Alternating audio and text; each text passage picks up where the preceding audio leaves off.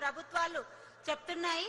కానీ మేము 2002 నుంచే ప్రకృతి వ్యవసాయం చేస్తున్నాము. ఆ వ్యవసాయం వైపుకు ఎందుకు మళ్ళినామంటే విపరీతమైన కెమికల్స్, యూరియాలు, డిఏపీలు అన్ని వాడి కూడా పంటలు నష్టం వచ్చి గిట్టుబాటు రేటు రాక భూమిలో ఉన్న సూక్ష్మజీవులు అన్ని చనిపోయి ఉన్న పొలాలు అమ్ముకొని రైతు ఆత్మహత్యలు ఎట్లా ఉంటాయో అలాంటి దశకు వెళ్లిపోయి మళ్ళీ రైతుగా మీ ముందుకు వచ్చినాము. ఈ వ్యవసాయం చేయడానికైతే మాకు మా వారే స్ఫూర్తి. మా మామయ్య టీచరు, మేము వ్యవసాయ కుటుంబం నుంచి వచ్చిన వాళ్ళమే. అయినా కూడా వ్యవసాయం చేయాలనే ఇష్టంతోనే మేము ప్రకృతి వ్యవసాయం వైపు వచ్చినాము. మాకు అప్పుడున్న 20 ఎకరాలలో 10 ఎకరాల పొలం అమ్ముకోవడం జరిగింది. కెమికల్ వ్యవసాయం చేసినప్పుడు 10 ఎకరాల పొలం కూడా 9,000 ఎకరాలాగా అమ్ముకొని తర్వాత అప్పులు తీరక మళ్ళీ అమ్ముకొని అన్ని చేసి మేము 1 ఎకరాతోని ప్రకృతి వ్యవసాయం స్టార్ట్ చేసినాము. అది మిర్చి, కనకాంబరాలు. అది ఎందుకు చేసినాము అంటే ఒక సంవత్సరం మిగిలింది మాకు పంట మొత్తం అమ్మితే 11 రూపాయలు. ఆ 11 రూపాయలే ఇవాళ ఈ ఆదర్శానికి నిలిచి మీ ముందుకు చెప్పడానికి కూడా మాకు ఈ అవకాశం వచ్చింది. అప్పుడు ఆ 11 రూపాయలు ఏదైతే మేము సంపాదించుకున్నామో ఇప్పుడు సంవత్సరానికి 11 లక్షల ఆదాయం తీసుకుంటున్నాం.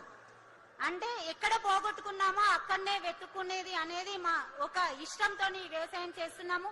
ఇప్పుడు మేము ప్రకృతి వ్యవసాయం చేయబట్టినాక మళ్ళీ అమ్మిన పొలాన్ని మళ్ళీ కొనుక్కోవడం జరిగింది. అదే పొలంని 9 లక్షల ఎకరాలాగా కొనుక్కొని ఇప్పుడు మేము 30 ఎకరాల ప్రకృతి వ్యవసాయం చేస్తున్నాము. లీజు కూడా మళ్ళీ 40 ఎకరాల వరకు లీజు తీసుకొని చేసుకోవడం జరుగుతుంది. ఒక 30 రకాల పంటలను పండిస్తున్నాం. మేము పత్తి కూడా నాన్ బీటీ పత్తి వేస్తున్నాం. అందులో అంతర్ పంట కంది వేసాము. మెయిన్ మిర్చి. ఇవాళ కెమికల్ ఎక్కువ కొట్టేది అంటే మిర్చి పండిస్తున్నాము. ఇవాళ 20 నుంచి 25 క్వింటాల వరకు 1 ఎకరా నుంచి స్టార్ట్ చేసి ఇవాళ 70 ఎకరాల వ్యవసాయం వరకు మేము ప్రకృతి వ్యవసాయం వైపు మళ్ళినాము. కాబట్టి ప్రతి రైతు కూడా ఈ వ్యవసాయం ఎందుకు చేయాలనుకుంటున్నారంటే ఇప్పుడు ఉండే పరిస్థితులు మనకు వర్షాకాలం కానివ్వండి, ప్రకృతి మంచిగా సహకరించకపోయినా మన భూమిలో ఉండే సూక్ష్మజీవులు అన్ని నశించిపోతున్నాయి. మన భూములు బీడు బారుతున్నాయి. మన ముందు భావితరాలకు ఏమి ఇవ్వాలనుకుంటున్నాం? ఇవాళ రకరకాల రోగాలు పుట్టిన బిడ్డ కాడ నుంచి కూడా బీపీలు, షుగర్లు, క్యాన్సర్లు అలాంటివన్నీ మనం తగ్గించుకోవాలంటే మంచి వ్యవసాయం చేయాలి. కెమికల్ లేకుండా న్యాచురల్ ఫార్మింగ్ చేయాలి. ఇవాళ వెనుకడికి మన పెద్దలు చేసిందే పశువుల ఎరువుతోని వ్యవసాయం చేయొచ్చు అనేది మాకు ఇప్పుడు ఒక 35 ఆవులు ఉన్నాయి. ఆవు పేడ, ఆవు మూత్రంతో వ్యవసాయం చేస్తున్నాము. కషాయాలు కూడా మేమే తయారు చేసుకుంటాం. ఒక 8 నుంచి 10 రకాల కషాయాలు, అగ్నాశ్రము, నీమాశ్రము, బ్రహ్మాశ్రము, దశపర్ణి కషాయము, కలబంద తులసి కషాయము, ఇలాంటి కషాయాలన్నీ మేము జూన్ జూలైలో చేసుకొని పెట్టుకుంటాము. ఇవన్నీ మనకు 6 నెలల వరకు నిల్వ ఉంటాయి. దేశీ మన ఇంట్లో ఒక ఆవు ఉంటే మన ఇంట్లో ఒక ఫర్టిలైజర్ షాప్ ఉన్నట్టే. ప్రతిరోజు 10 లీటర్ల మూత్రం నిస్తుంది, 10 కేజీల పేడనిస్తుంది. ఆ 10 లీటర్ల మూత్రము, 10 కేజీల పేడ మన 1 ఎకరకు సరిపోతుంది ఒక రోజు. కాబట్టి ప్రతి రైతు కూడా సేంద్రియ వ్యవసాయపు మళ్ళాలని మన ప్రభుత్వాలు కూడా చెప్తున్నాయి. కాబట్టి మన ప్రభుత్వాలు ప్రకృతి వ్యవసాయం చేసే రైతులను ప్రోత్సహించాలి, వాళ్లకు మార్కెట్ కల్పించాలి. ఇవాళ మేమొక్కరం పండిస్తాని కాదు, అందరూ పండియాలి. మన తెలంగాణ రైతులు ప్రతి ఒక్కరు కూడా 5 ఎకరాల నుంచి స్టార్ట్ చేసి 1 ఎకరా 2 ఎకరాలు అట్లా చేస్తే బాగుంటుంది. జీవామృతము, ఘనజీవామృతము వాటితోని కూడా వ్యవసాయం చేస్తే బాగుంటుంది. తర్వాత మన అంతర్ పంటల వల్ల ఆదాయం తీసుకోవచ్చు. ఇవాళ ఒకటే మెయిన్ క్రాప్ వేయడం వల్ల మనము చాలా నష్టపోతున్నాము. పత్తిలో కంది, అలసందలు, మిర్చిలో ఆవాలు, ధనియాలు, గోధుమలు, మెంతులు, వామ, సోపు, సాజీరా ఇలాంటి పంటలు వేసుకోవచ్చు. ఈ అంతర్ పంటలు వేయడం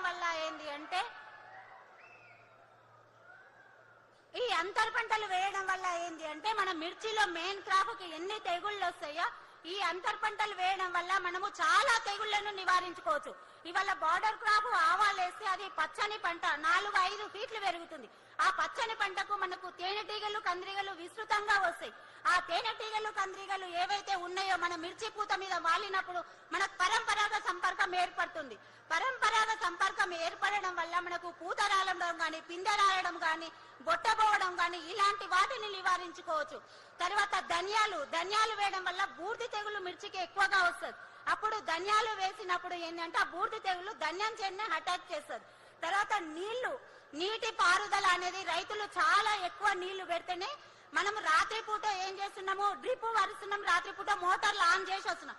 మిర్చికి రాత్రిపూట నీళ్లు కట్టడం వల్ల ఏంటంటే మైచర్ ఎక్కువగా ఉండడం వల్ల మనకు తొందరగా తెగుళ్ళు చీడపీడలు ఎక్కువగా మిర్చికి 1 గంట నుంచి 2 గంటలు నీళ్లు ఉదయం ఎండ టైంలో మిర్చికి నీళ్లు పారించుకుంటే చాలా బాగుంటుంది. తర్వాత సోంపు కూడా ఇది 4-5 ఫీట్లు పెరుగుతుంది. దానికి కూడా మనకు రకరకాల మనకు మేలు చేసే పురుగులు వస్తాయి కాబట్టి వాటిని మనం మిర్చిని కాపాడుకోవచ్చు. తర్వాత మనం ఈ వామ కూడా మనకు చాలా తెల్లని పూత గాని తెల్లటి పూత వస్తుంది. ఆ పూతకు కూడా మనకు తెల్లదోమ గాని పచ్చదోమ గాని నల్లి గాని ఆ వామ పూతకు అటాక్ చేసి మనకు మిర్చికి చాలా తక్కువగా ఉంటుంది. తర్వాత మేము మిర్చి మార్కెటింగ్ ఎట్లా చేసుకుంటున్నామంటే ఇవాళ చాలా మంది రైతులు మమ్మల్ని చాలా హేళన చేసిన వాళ్ళే, గ్రామంలో వెలివేసేటంత హేళన చేసిన వాళ్ళే.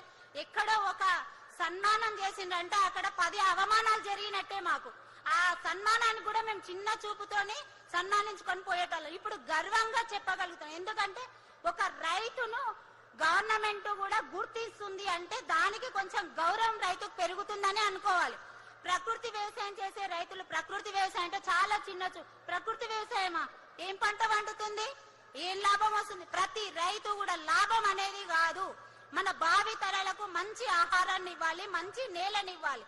ఇవాళ చాలా మంది రైతులు ఏంటి అంటే డాక్టర్లు, టీచర్లు, ఇంజనీర్లు, అమెరికాలు, లండన్లు, కెనడాలు, కానీ వ్యవసాయం ఎవరు చేయాలి, పంట ఎవరు పండియాలి?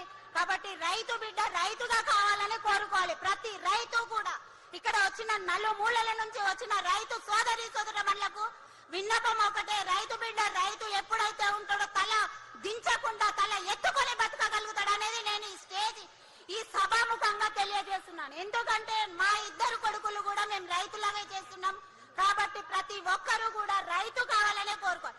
ఇలా రైతు లేదే రాజ్యం లేదు, రైతు లేకుంటే వెన్నుముక లేదు అంట. ఇలా రైతు అంటేనే ఒకనాడు చిన్న చూపు. నేను అనుభవించిన మాది. ఏ ఫంక్షన్లకు వెళ్ళినా కూడా ఏ వ్యవసాయం చేస్తావమ్మా నువ్వు, ఏం పండిస్తావమ్మా నువ్వు, మీరు ఎంత పండించినా ఇంతే కదా, మీ ఆస్తి ఇంతే కదా. ఇలా ఆస్తి అంతస్తు కాదు, రైతుకున్న గౌరవము ఎవరికీ లేదు. ఇవాళ ఇక్కడ వచ్చి కూర్చున్నామంటే మనకు ఎవ్వరు సెలవు ఇవ్వని అవసరం లేదు, మనము సెలవు ఇచ్చుకొని ఇక్కడ వచ్చి కూర్చుంటున్నాము హ్యాపీగా. అదే ఒక గవర్నమెంట్ ఆఫీసర్ అయితే వాళ్ళకి ఎంత మంది సెలవు ఇవ్వాలి, వాళ్ళు ఎంత స్వేచ్ఛగా కూర్చుంటారు ఇక్కడ ఒకసారి ఆలోచన చేయండి. నాకు ఈ అవకాశం ఇచ్చిన ప్రతి గవర్నమెంట్ వాళ్ళకి గాని మన రాష్ట్ర ప్రభుత్వానికి గాని మరి వ్యవసాయ శాఖకైతే పేరున ధన్యవాదాలు సార్.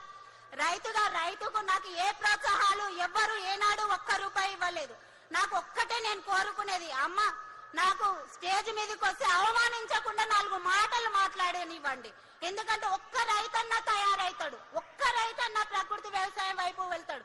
ఎందుకంటే ఏ రైతు కూడా మాలాగా కష్టపడకూడదు, అందరూ సంతోషంగా ఉండాలని అంటే ప్రకృతి వ్యవసాయం గానీ సేంద్రియ వ్యవసాయం వైపు మళ్ళాలి.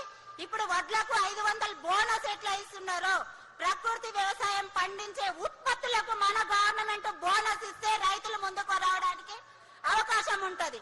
ఇవాళ పప్పు దినుసులు పండియమంటున్నారు. పప్పు దినుసులు పండించిన రైతులకు మార్కెటింగ్ చాలా ఇబ్బంది ఉంది. పప్పు, పెసర, మినుము, శనగ, ఉలువ ఏది పండించినా కూడా సన్నొడ్లకు బోనస్ ఎట్లా ఇస్తున్నారో పప్పు దినుసులకు కూడా అట్లా బోనస్ ఇస్తే రైతులకు ముందరికి రావడానికి అవకాశం ఉంటది. కాబట్టి వరి ఉరి కాదు, వరి సిరి అని కూడా మేము పండిస్తున్నాం. వరికి నీళ్లు ఎక్కువగా పెడతారు, ఎక్కువ పెట్టొద్దు. ఎప్పుడు అరతడి పెడితే గాను మనకు వరి పంట అంత దిగుబడిని ఎక్కువ తీసుకోవచ్చు.